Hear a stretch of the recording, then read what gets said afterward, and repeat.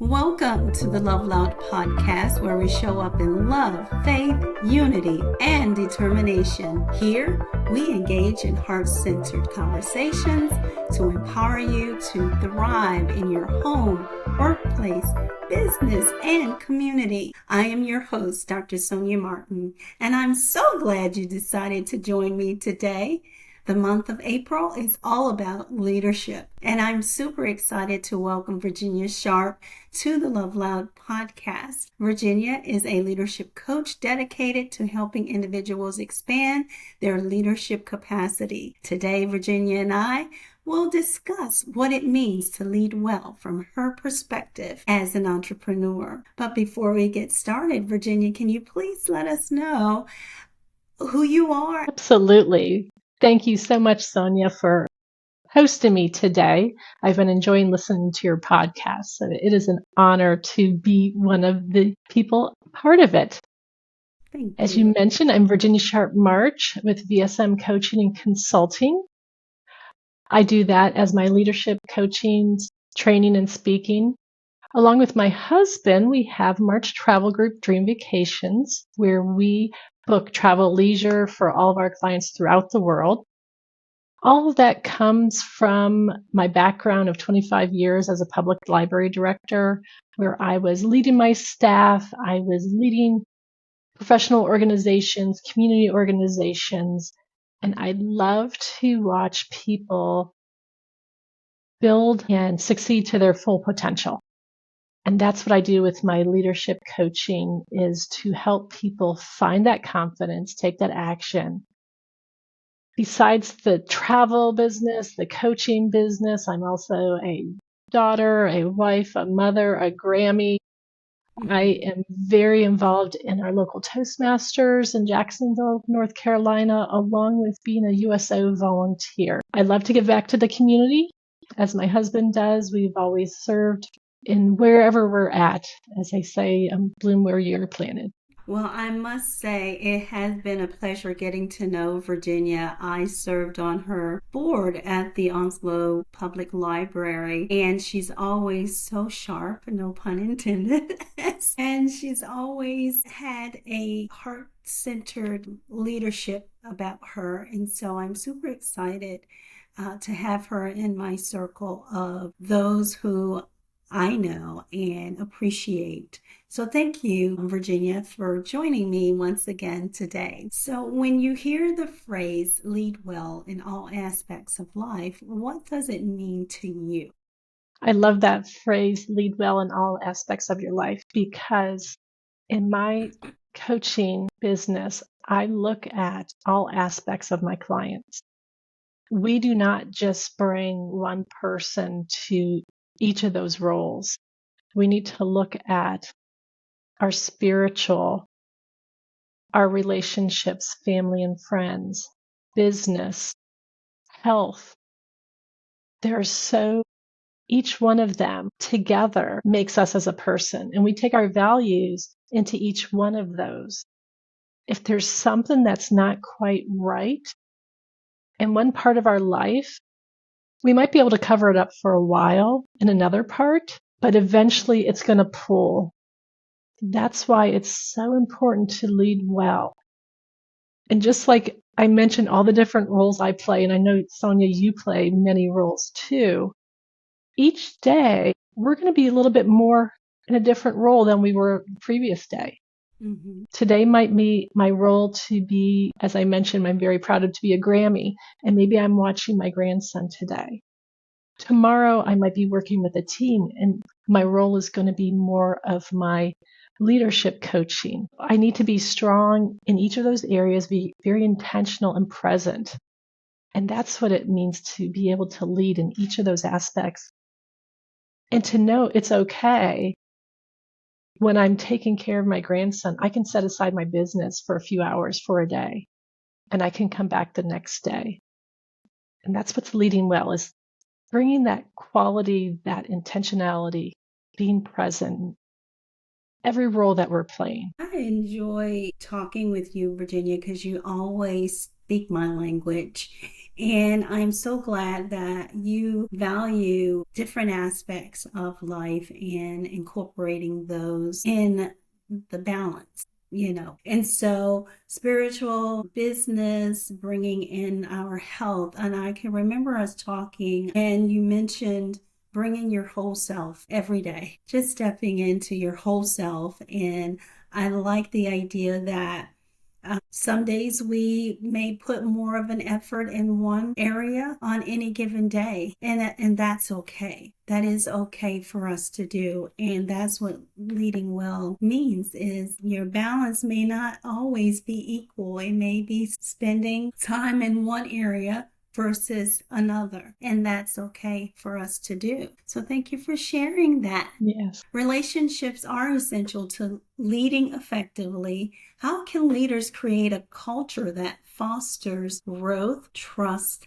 and accountability? I believe that one thing as a leader is to get to know the people that you're leading and find a commonality. When you have a way to connect with each one of your team members individually, that helps create. I think of the different people that I've led. And one time, maybe a team member had the same children of the same age. So we can commiserate. They were going through the same things at the same time, applying for colleges. Another one loved to swim. I was learning to swim. So her and I would always talk swim. So that's where to start, is to find out that commonality. And then I believe to find out the strengths and weaknesses of each of your team members. When we know where their strengths lie, we can put them in positions so that they're going to be successful. I think of a staff member who was a circulation supervisor. She had the gift of connecting with all sorts of people. Part of her job was retrieving lost material, dealing with fines and fees. But she could create that connection with the people and was very successful in working with them. Now, other aspects, she was a little bit slower to make decisions. And maybe she allowed some of her staff a little bit more leeway than others may have liked. But her strength of connecting with those patrons was fine by allowing a few other things maybe not to be perfect or up to the bar. So I believe that finding out those strengths of your people, positioning them for success, along with that, getting to know them, making that connection. When you have that connection, they're going to trust you. They know that you care about them. And they are going to do a lot more walking beside you, doing what's needed to help that team succeed if there's that lack of connection. And you hit the nail right on the head. Knowing the strengths of your team members can make or break a project. It can make or break the spirit of the culture and climate of the organization. Talk to us a little bit about the DISC assessment, because that helps to unpack a lot of character traits, leadership traits, all the things what it means to be intentional in our daily walk, and how we could expand our thought processes and how we lead. Absolutely. I love the DISC assessment. I'm a Maxwell certified team member, which means I utilize John Maxwell's teachings and resources as part of my coaching. We have a DISC assessment that helps identify those strengths, those weaknesses, along with helping us learn about those around us so we can communicate better together. The D in DISC stands for someone's very dominant. They're very direct. They want to know what needs to get done. Our I's, they're very innovative. They're very influential. They want to know who's going to be part of this party. Our S's, which majority of our people are S's, they're very steady. They want to know how are we going to get it done, and they will get it done. They are our team members that are going to start with the project. They're going to follow through with the project. And our C's, they are compliant people. They're detail oriented. They want to know why we're doing it, and they're going to make sure all of the T's are crossed and the I's are dotted. When we have a good mix of these people on our teams, we're going to get a lot done. If you had a lot of Ds, those very direct people that just want to plow through, there's not going to be a lot of, what I want to say, they're not as people friendly. They're not as people oriented. They're more task oriented. And if we have a good mix of everybody on our team, we know that the ideas will come forward. People will be allowed to express what they want to know. And then we can get the projects accomplished very successfully. Awesome. Thank you for sharing that. And I can tell you, I'm the party girl. I enjoy creating and being innovative. Now, to a degree, as I am older now, I can be a little bit more detail oriented. So I kind of play those two things because if it has value to me, I'm going to be more focused and, more detailed oriented. And so as I think about that, and we have lots of entrepreneurs and what approach should they take if they have so many D's, dominant individuals, or I's like me? What can leaders do in order to create that balance on their team when there is so many personality traits that are in common? And this is a great question because you can take a look at it from two different directions. One is if you're hiring on your team, look at the gaps and find people that could fill those gaps, because you could do these assessments before you hire somebody and you can discover those potential team members, what their strengths and weaknesses are. For your existing team, when everyone knows what each other's personality style is, you're going to be able to work better together. If you have a project that you need to do and perhaps the I is the one in charge of it, you just know that you're going to need a little bit more follow-up to help them stay focused. With your C's who are going to ask that why, don't be offended because they just need all the details. So you're going to provide them some more details so that they will have more buy-in to the project. So when you have that imbalance, then try to build up where they're weak too. Give them opportunities to learn, to identify, okay, maybe decision-making is not my strong suit, but if I can learn a little bit more about myself, how to make better decisions, then I can move forward. Because even though we might be dominant in one area or the other, we still have those character traits that we can learn to strengthen, that we can learn to build up and grow from that, and be encouraging of one another and celebrate when we do. Exactly.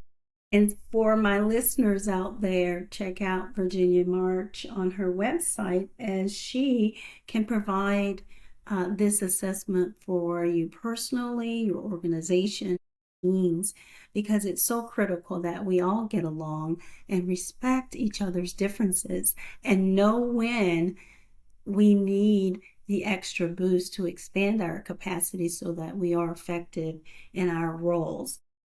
I love talking about leadership traits because it just makes us better and helps us to acknowledge the strengths and weaknesses that we all have. And when we know that, we can do something about it in order to create a better environment, better workspace environment. And so with that, what roles or role does emotional intelligence play in leading well from your perspective?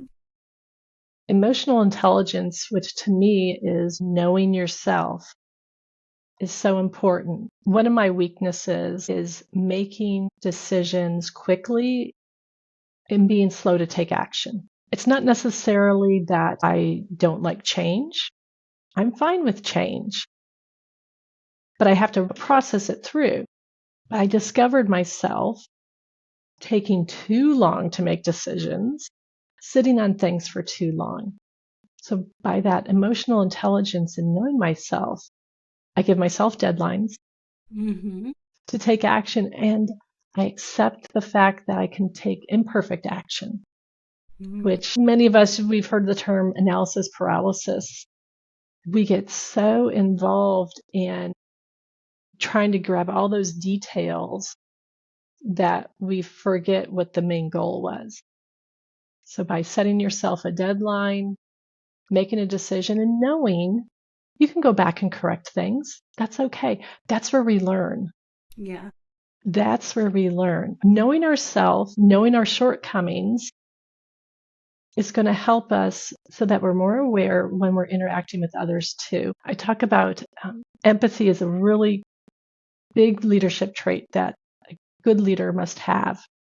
And I remember being a young library director, I would get phone calls from staff members saying they were calling off for the day, calling in sick for whatever reason.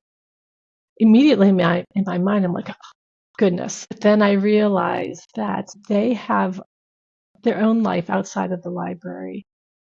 I may not know exactly what's all going on. So I have to give some empathy and allow that to occur and to change my mindset. And once I was able to change my mindset with that, it made things so much easier. But knowing where your faults are also allows you to evaluate ways for personal growth, which I know, Sonia, you and I are both big into growth. We need to continually learn more, apply things in our lives, change little things, learn from one another. And that's the other part of emotional intelligence, is knowing where we can grow and also taking the time to celebrate that growth. Exactly. And to be patient with yourself. I had to do that this week because I am starting a new venture and trying to get something done that gives me resistance. It pushed all kinds of buttons, but then I had to take a step back and be like, just be patient, because you don't know everything. Right. You have to learn something in order to be able to do it well. And so I just took a step back and just realized, hey, I can show up in this space imperfect and be okay. And Yes. celebrate whatever success is, small, medium, or enormous. Progress is success. Absolutely. I'm starting to celebrate those small successes, because oftentimes we'll let one negative thing derail all the excitement that can come from just one small celebration. Emotionally fit is key in leadership, and growing is all a part of that. That builds your emotional bank account, as Stephen Covey would put it. Yeah. You mentioned we have to show up in our spaces intentionally. For those who want to lead with a purpose, where should they begin? We talked about professional development, learning from others, possibly the DISC assessment. What are some other things that you may suggest? Okay. Where to begin with your personal leadership? Oh my goodness. I would say to start with passions. I believe that leadership is also serving others. Find areas where you can develop and connect with others. Maybe it's a volunteer organization, something within your community, your church, or maybe it's within your workspace. I would say to look for a mentor, or if you need a coach, there's mentors will lead you from their experience and tell you, this is how I did things. A coach will ask the questions so that you can find the right path for you. So to determine, do you need a mentor or do you need a coach? And then within your, if it's work, look at professional organizations, whether it be your local chamber for networking, or maybe it is an association. But I love the idea that you mentioned. Do some type of an assessment. The DISC assessment is really going to make you look and find out, oh, this is how I lead the best. Then that can help you as you serve and influence others. But finding those opportunities where you can serve along with those mentors or coaches around you, and surround yourself with other people that you either aspire to be, maybe they're a few steps ahead of you, because that collective positive mindset is going to help you with your leadership down the road, being able to grow and prosper and be successful. I love that. Love it. And so thank you for clarifying mentorship versus personal growth coaching. It does make the difference. People who mentor have a powerful role, and those who coach, those who are in that coaching role, can help you act on your intentions, your aspirations, and dreams, and creating that destination map that you so desire. So thank you for clarifying that, because oftentimes we'll hear someone, it's easier said than done. We've all said that. And people give lots of advice, and here's how I've done it, and you can do it too. Well, it's not that easy. Right? And so what a coach can do is certainly ask the right questions to tap into your potential, your resources, in order to create the next steps on your journey. So what advice would you give someone who feels stuck or not making progress in their leadership journey? They're in it already and they're just feeling fatigue and maybe burnout. Right. First of all, I would tell that person, you are not alone. We have all been there at certain points. Then take a step back and start to evaluate what is making you feel uncomfortable. I know that right before I left my last library position, I was starting to get a lot of feelings that change was coming and it was getting to be uncomfortable. But I'm a woman of faith, and the Lord kept saying, it's okay. Change is coming, but it's going to lead you to where you need to be.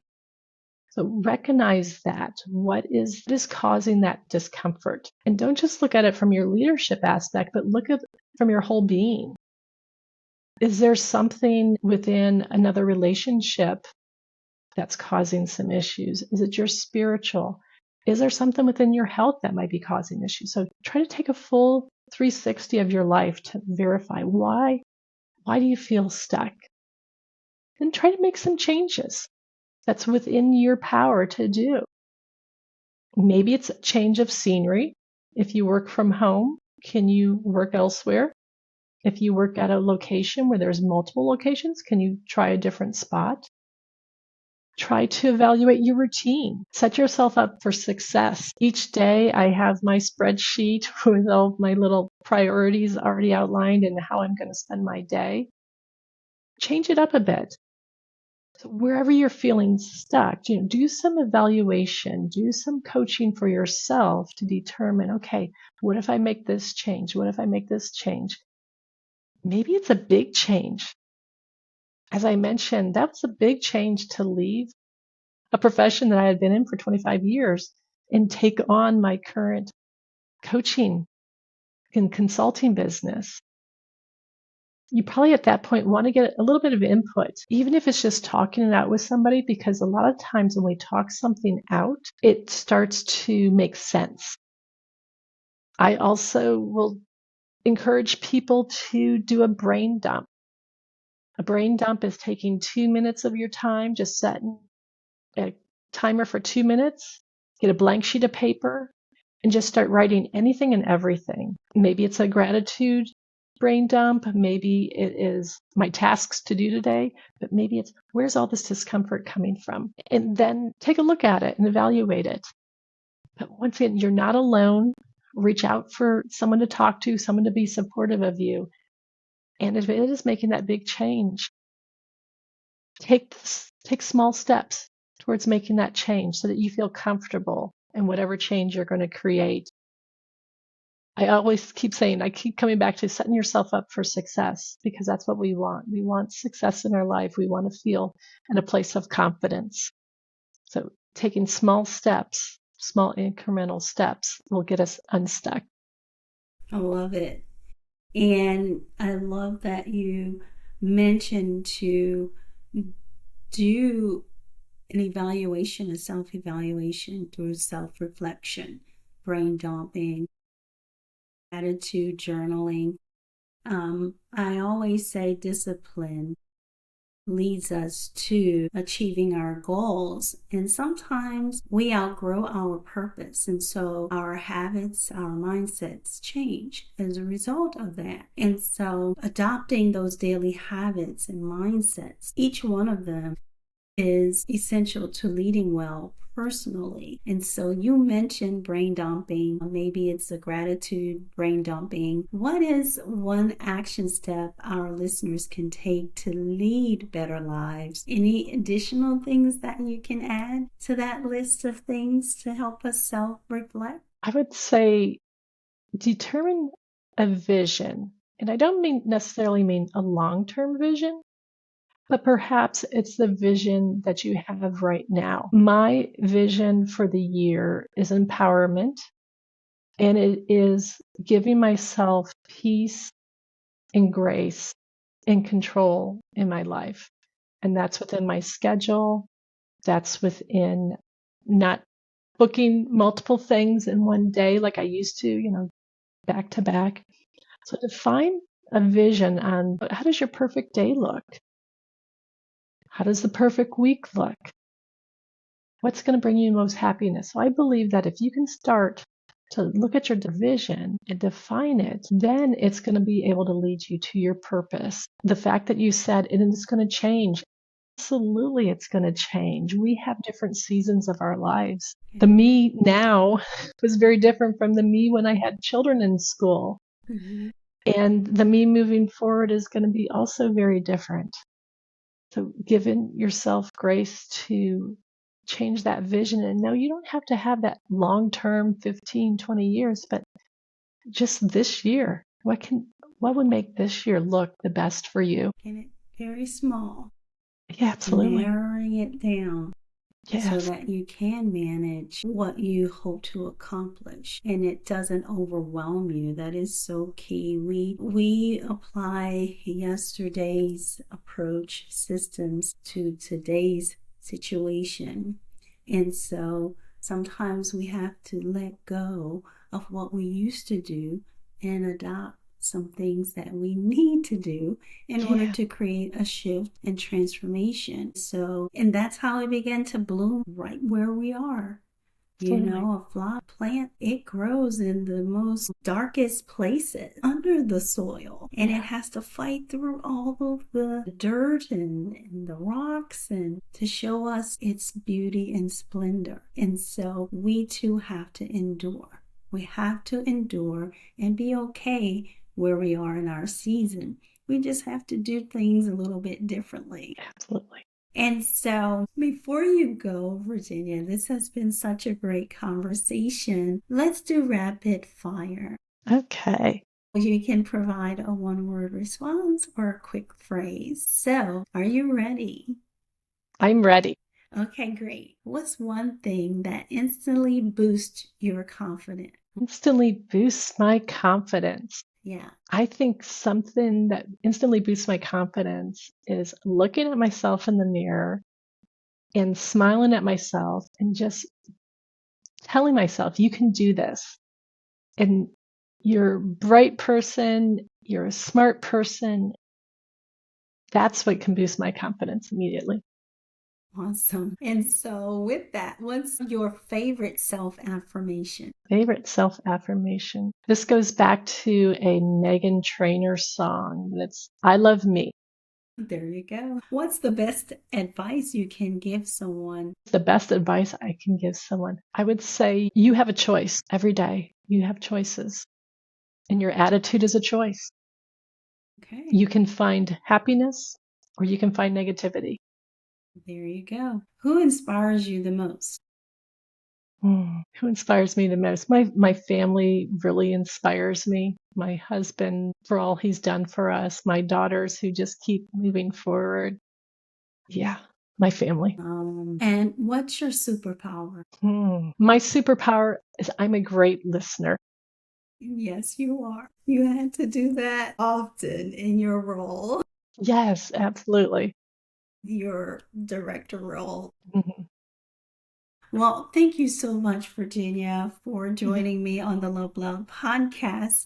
Where can people connect with you and learn more about your work as a Maxwell Leadership Coach or Vacation Planner.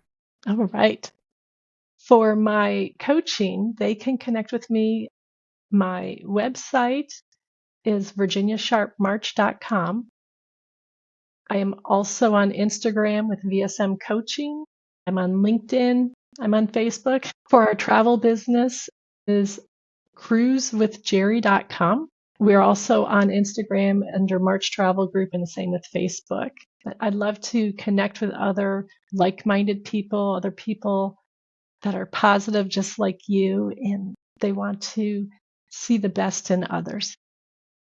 Well, that is it, ladies and gentlemen. If you love this episode, leave a review and share your biggest takeaway with us on your social media outlets. Until next time, keep loving, keep moving, and showing up for yourself.